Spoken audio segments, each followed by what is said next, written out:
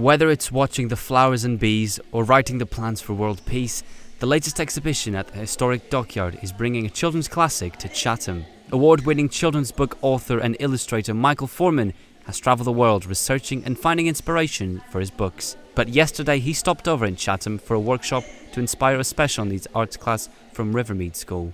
However, it's often Michael himself who is inspired by children. If you're working for children, books for children, you automatically draw on the child within yourself, the child which is always there and will always be there. And now I've got little granddaughters who do exactly the same thing, and you just marvel at the way they marvel at things that happen to them every day, and it just is an enriching and a never-ending source of inspiration.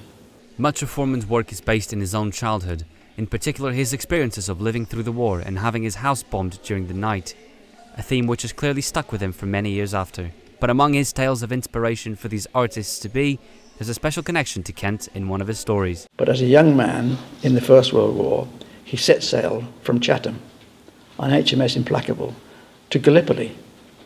And in Gallipoli, while he was under shell fire, dived for cover in a shell hole, and a shell rolled into the shell hole beside him. But it wasn't an explosive shell, it was a tortoise shell. And he thought, being a countryman, I'll look after you, boy. You're not going to be killed in this terrible war, and neither am I.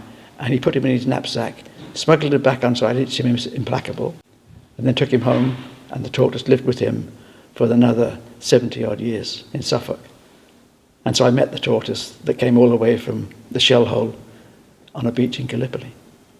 With the exhibition running until the 26th of November at the Chatham Historic Dockyard, there's plenty of time to give peace a chance.